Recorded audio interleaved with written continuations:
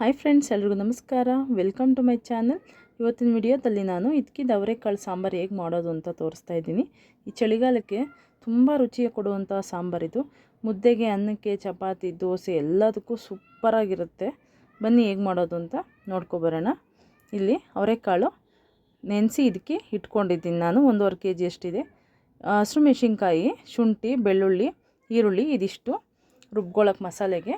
1 ಸ್ಪೂನ್ನಷ್ಟು ಗಸಗಸೆ, 1-2 ಸ್ಪೂನು ಕಡಲೆ, tomato 2 tomato ಇದೆ, ಉದ್ದುದ ಹಚ್ಚಿಟ್ಕೊಂಡಿದ್ದೀನಿ. ಆ್ಯಪಲ್ ಟೊಮೊಟೊ, ತೆಂಗಿನಕಾಯಿ ತುರಿ ಒಂದು ಅರ್ಧ ಚುಪ್ಪಷ್ಟು ತೊಗೊಂಡಿದ್ದೀನಿ ನಾನಿಲ್ಲಿ. ಕೊತ್ತಂಬರಿ ಸೊಪ್ಪು ಮತ್ತು ಒಗ್ಗರಣೆಗೆ ಈರುಳ್ಳಿ, 1 ಈರುಳ್ಳಿ ಉದ್ದುದ ಹಚ್ಚಿಟ್ಕೊಂಡಿದ್ದೀನಿ.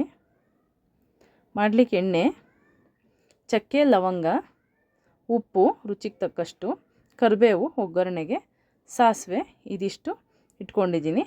ಒಂದು ಕಡಾಯಿ ಇಟ್ಟು ಅದಕ್ಕೆ 1-2 ಸ್ಪೂನ್ ಎಣ್ಣೆ ಹಾಕಿ ನಾವೇನು ರುಬ್ಬೋದಕ್ಕೆ ತೊಗೊಂಡಿದ್ವೋ ಅದನ್ನೆಲ್ಲ ಹಾಕ್ಕೊಂಡು ಸ್ವಲ್ಪ ಫ್ರೈ ಮಾಡ್ಕೊಳ್ಳೋಣ. ಈರುಳ್ಳಿ, ಶುಂಠಿ, ಬೆಳ್ಳುಳ್ಳಿ, ಹಸಿರು ಮೆಣಸಿನ್ಕಾಯಿ. ನೀವು ಇಲ್ಲಿ ಖಾರದ ಪುಡಿ ಕೂಡ ಬಳಸ್ಕೋಬೋದು. ನಾನು ಹಸಿರು ಮೆಣಸಿನ್ಕಾಯಿ ಉಪಯೋಗಿಸ್ಕೊತಾ ಇದ್ದೀನಿ, ಅದು ಟೇಸ್ಟ್ ಒಂಥರ ಚೆನ್ನಾಗಿ ಕೊಡುತ್ತೆ ಅಂತ.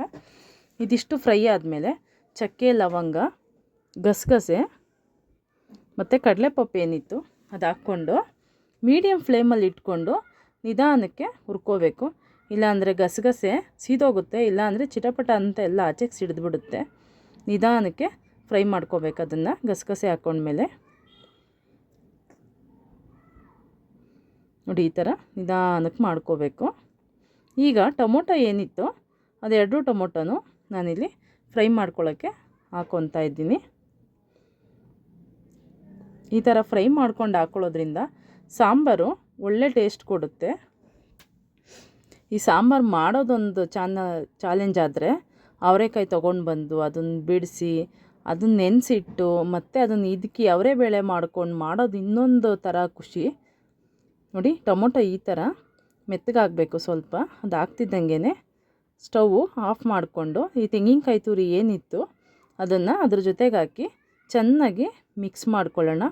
ಆ ತವದ ಬಿಸಿ ಮತ್ತು ಮಸಾಲೆ ಬಿಸಿ ಏನಿತ್ತು ಅದು ಅಷ್ಟರಲ್ಲಿ ಫ್ರೈ ಮಾಡ್ಕೊಂಡ್ರೇ ಸಾಕಾಗುತ್ತೆ. ಇದು ತಣ್ಣಗಾಗಲಿ, ಸ್ವಲ್ಪ ಇಟ್ಬಿಡೋಣ ಸೈಡ್ಗೆ. ಈಗ ಒಂದು ಕುಕ್ಕರ್ ಇಟ್ಟು ಅದಕ್ಕೆ 1-2 ಸ್ಪೂನ್ ಎಣ್ಣೆ ಹಾಕಿ ಸಾಸಿವೆ ಹಾಕಿ, ಸಾಸಿವೆ ಚಿಟಪಟ ಆದಮೇಲೆ ಈರುಳ್ಳಿ ಒಗ್ಗರಣೆಗೆ ಏನು ತೊಗೊಂಡಿದ್ವೋ ಅದು, ಕರಿಬೇವು ಇದಿಷ್ಟು ಹಾಕಿ ಫ್ರೈ ಮಾಡಿಕೊಂಡು ಸ್ವಲ್ಪ ಫ್ರೈ ಆಗಲಿ ಇದು. ಈಗ ಅವರೆಬೇಳೆ ಏನು ಇಟ್ಕೊಂಡಿದ್ವೋ ಅದನ್ನೆಲ್ಲ ಹಾಕಿ ಸ್ವಲ್ಪ ಹಸಿ ವಾಸನೆ ಹೋಗೋವರೆಗೂ ಫ್ರೈ ಮಾಡ್ಕೊಳ್ಳೋಣ. ನಾನಿಲ್ಲಿ ಒಂದು 6 ಜನಕ್ಕೆ ಆಗುವಷ್ಟು ಕ್ವಾಂಟಿಟಿ ತೋರಿಸ್ತಾ ಇದ್ದೀನಿ. ನೀವು ಕಡಿಮೆ ಮಾಡ್ಕೊಳ್ಳೋಂಗಿದ್ರೆ ಮಸಾಲೆ ಎಲ್ಲ ಇನ್ನೊಂದು ಸ್ವಲ್ಪ ಕಡಿಮೆ ಹಾಕ್ಕೊಬೋದು. ನೋಡಿ ಈ ಥರ ಸ್ವಲ್ಪ ಎಣ್ಣೆಯಲ್ಲಿ ಫ್ರೈ ಮಾಡ್ಕೊಳ್ಳಿ. ಅದು ಹಸಿ ವಾಸನೆ ಹೋದರೆ ಸಾಂಬಾರು ತುಂಬ ಟೇಸ್ಟ್ ಕೊಡುತ್ತೆ. ಹಾಗೆ ಹಾಕಿದ್ರೆ ಹಸಿ ಹಸಿ ವಾಸನೆ ಥರ ಇರುತ್ತೆ. ಈಗ 1-2 ಆಲೂಗಡ್ಡೆ ಹಚ್ಚಾಕ್ತಾಯಿದ್ದೀನಿ ನಾನು.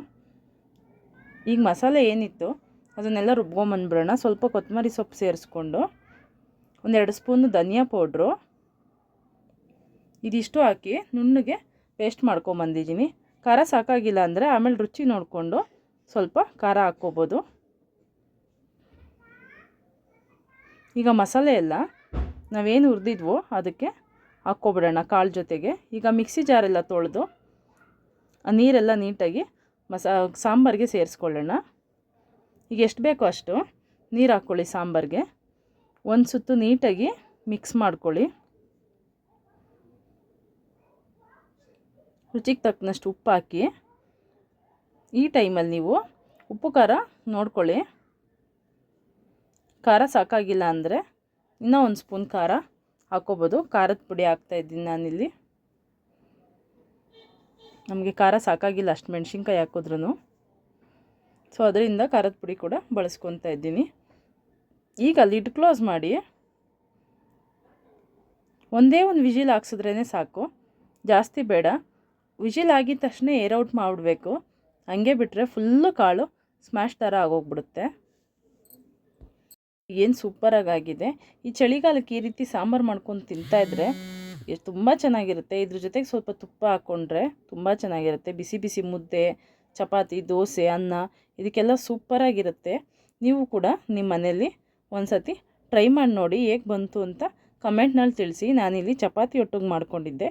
ದಯವಿಟ್ಟು ಲೈಕ್ ಮಾಡಿ, ಶೇರ್ ಮಾಡಿ, ಸಬ್ಸ್ಕ್ರೈಬ್ ಮಾಡ್ಕೊಳ್ಳೋದನ್ನು ಮಾತ್ರ ಮರಿಬೇಡಿ.